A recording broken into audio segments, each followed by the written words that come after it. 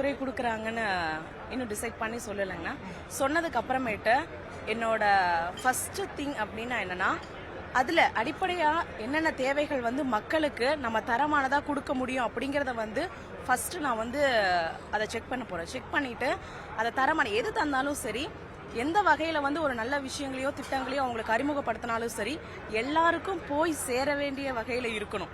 யாருக்குமே அது கிடைக்கல அப்படிங்கிற ஒரு கோரிக்கை வரவே கூடாது. எல்லாருக்கும் எல்லாம் கிடைக்கணும் அப்படிங்கிற ஒரு கொள்கையோட கண்டிப்பாக கொடுக்குற துறையை நான் சிறப்பாக செயலாற்றுவேன். இந்த வாய்ப்பை நிச்சயமாக நான் சரியா நேர்மையா பயன்படுத்துவேன். பெண்களுக்கு நிறைய அமைச்சரவை பதவி கொடுக்கப்பட்டிருக்கு எம்எல்ஏக்கள். இந்த வாய்ப்பு முதலமைச்சர் கொடுத்த இந்த வாய்ப்பை நீங்க நிச்சயமா பெண்களுக்கு எல்லாருமே கேட்கறது. அந்த காலத்துல இருந்து போராடினது பெண்களுக்கும் வாய்ப்பு கொடுங்க, பெண்களும் முன்னேறணும் அப்படிங்கிறது. இப்போ இருக்க காலகட்டத்தில் அதுக்கு நிறைய முன்னுரிமை தராங்க. அந்த முன்னுரிமை கொடுக்கிற எல்லாருக்கும் மிக்க நன்றி. முதலமைச்சர் என்னென்ன அறிவுறுத்தல் கொடுத்திருக்கிறாரு? வரக்கூடிய நாட்களில் நம்ம எப்படி செயல்படணும் அறிவுறுத்தல் சொல்லுங்க. தளபதி எப்பயும் சொல்றதான், மக்களுக்கு நேர்மையானதை செய்யணும், திறம்பட செய்யணும், எல்லாத்தையும் சரியா செய்யணும், எல்லாருக்கும் கொண்டு போய் சேர்ற வகையில எல்லா திட்டங்களையும் நம்ம கொண்டு செய்யணும். மிகவும் மகிழ்ச்சியாக இருக்குது. அந்த ஹாப்பியை எப்படி சொல்கிறதுன்னு தெரில. லைஃப்பில் நான் பிறந்த பிரதிபலிப்பை இந்த இடத்துல நான் உணர்றேன். அதுக்கு விசுவாசமாக கண்டிப்பாக மக்களுக்கு நல்லது செஞ்சு நம்மளுடைய மாண்புமிகு முதலமைச்சர் விஜயண்ணாவுடைய அறிவுறுத்தலின்படி அவர் சொல்கிறத கேட்டு முழுமையாக செயல்படுவேன். ராஜபாளையம் மட்டும் இல்லாமல் தென் மாவட்டங்கள் நிறைய வளர்ச்சிக்கான மாற்றத்தை மக்கள் எதிர்பார்க்குறாங்க. என்ன மாதிரியான மாற்றத்தை நம்ம கொடுக்க போகிறோம்?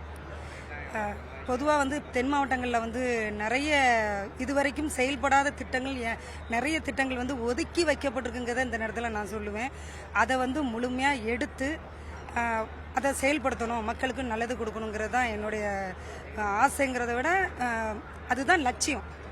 அதை பண்ணணும். கண்டிப்பாக அதை நாங்கள் செயல்படுத்தி காட்டுவோம். நல்லது செய்வதற்கு தான் கண்டிப்பாக நாங்கள் வந்திருக்கோம். அமைச்சரவையில் பெண்களுக்கும் நிறைய வாய்ப்பு கொடுக்கப்பட்டிருக்கு. இந்த மொமெண்ட் எப்படி பார்க்குறீங்க? முதலமைச்சர் நிறைய பேருக்கு பெண்களுக்கும் வாய்ப்பு கொடுத்துருக்காரு.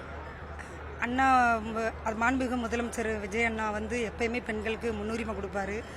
அவர் அண்ணா சொல்கிறது எப்பயுமே பெண்களுக்கு முதலிடம். நாங்கள் ஒரு மீட்டிங் போனால் கூட ஃபஸ்ட்டு அவங்கள வர சொல்லுங்கள்.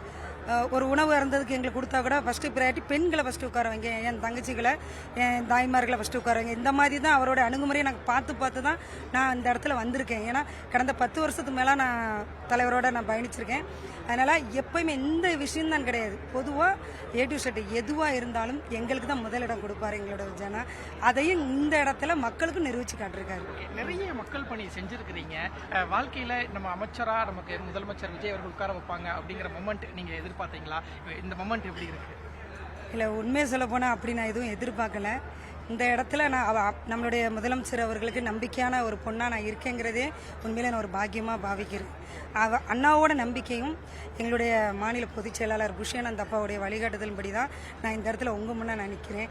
அண்ணாவோட வழிகாட்டுதல்படியும் புஷ்யானந்த் அப்பாவுடைய வழிகாட்டுதல், அவர் தான் எங்களை வழி நடத்துகிறாரு. ஆனந்தப்பாவுடைய வழிநடத்தலின்படியும் கண்டிப்பாக மக்களுக்கு நல்லது செய்வோம்.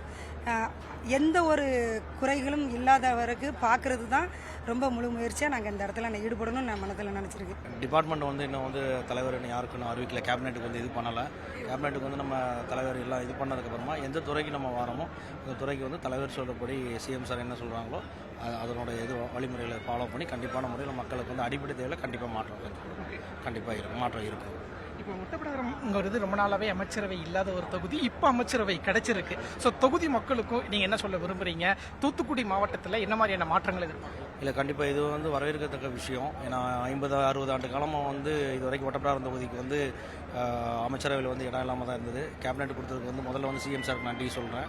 கண்டிப்பாக தூத்துக்குடி மாவட்டத்தை பொறுத்த வரைக்கும் ஒட்டப்பிடாரம் தொகுதி கொஞ்சம் பின்தங்கிய தொகுதியாக தான் இருக்குது. கண்டிப்பாக நாங்கள் இப்போ கள ஆய்வு பண்ணிக்கிட்டு தான் இருக்கிறோம்.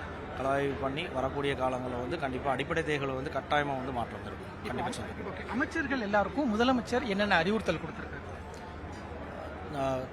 சிஎம் சார் பார்த்தீங்கன்னா இப்போ அறிவுறுத்தல் இப்போ பேசிக்கான விஷயங்கள் தான் சொல்லியிருக்காங்க. அடிப்படை விஷயங்களை தான் சொல்லியிருக்காங்க. ஏன்னா அடுத்து சிஎம் சார் கூட அது மீட்டிங் கண்டக்ட் பண்ணி மீட்டிங்கில் அதுக்கப்புறமா என்ன செயல்பாடுகள் மக்களுக்கு பண்ணணும் அப்படிங்கிறத குறைநெறிகளை சொன்னாங்கன்னா அதை கண்டிப்பாக அதை முறை சிஎம் சாரோட வழிமுறைகளை ஃபாலோ பண்ணி கண்டிப்பாக பண்ணிடுவோம். பெரும்பான்மையான மக்கள் நம்ம தலைவருக்கு ஆதரவு தெரிவிச்சிருக்காங்க. அதை நீங்கள் பார்த்துருப்பீங்க. மக்கள் தலைவர் மேலே வச்ச நம்பிக்கையை கண்டிப்பாக தலைவர் காப்பாற்றுவார். அதில் எந்த மாற்று கருத்தும் கிடையாது. தலைவர் நினைக்கிற ஆட்சியை அவர் கூட இருந்து உறுதுணையாக இருந்து நாங்கள் மக்களுக்கு சேவை செய்வோம். ஓகே. இந்த தேர்தலில் மக்கள் நினைச்சது மிகப்பெரிய மாற்றம். ஒரு அமைச்சரா என்னென்ன மாற்றங்களை கொண்டு வரப்போம்? மக்களுக்கு சேவை செய்கிறதாங்க நம்மளுடைய நோக்கம். ஊழலோ ஒரு பைசா மக்கள் பணத்தை தொட மாட்டோம். ஒரு பைசா செலவு பண்ணாமல் எங்கள் தலைவர் முகத்தை மற்ற வச்சு தான் நாங்கள் அங்கே வந்து எங்கள் சட்டமன்ற உறுப்பினராக அங்கே வந்து இன்றைக்கி அமைச்சராக பொறுப்பேற்று இருக்கோம். இது எங்களுக்கு கிடைச்ச வெற்றி இல்லை, தளபதிக்கு மக்கள் கொடுத்த ஒரு மிகப்பெரிய ஒரு வெற்றி. முதலமைச்சர் என்னென்ன அறிவுறுத்தல் கொடுத்திருக்கிறாரு? மக்கள் சேவை தாங்க. தவிர்க்க முடியாத தம்ப்நெயில்ஸ், கலக்கலான கண்டென்ட்ஸ், சினிமாவும் சீரியஸ் பிரச்சனைகளும், பல வருடங்கள் இடைவெளிக்கு பிறகு இந்த படத்துல ஒரு கலகலப்பும் கைகலப்பும், போயிட்டே தான் இருக்காரே தவிர பிரேக்கே இல்லாமல் பிரேக்கிங் நியூஸ் சொல்லும் தந்தி டிவி ஆப். இன்ஸ்டா தலைமுறை வரை இறங்கி அடிக்கும் தந்தி டிவியின் டிஜிட்டல் எக்ஸ்க்ளூசிவ். அது தண்ணிக்குள்ள போகும்போது ஹேங் ஆயிடுச்சு. உங்களுக்கு விஜய் சார் எந்த அளவுக்கு ரொம்ப பிடிக்கும்? Of course, Malayalis are huge Vijay sir fans. ரெண்டு பேருமே ரொம்ப பிடிக்கும் எனக்கு. தந்தி டிவி ஆப்பை இலவசமா டவுன்லோட் செய்யுங்க. ஃபாலோ பண்ணுங்க, சப்ஸ்கிரைப் பண்ணுங்க, என்ஜாய் பண்ணுங்க.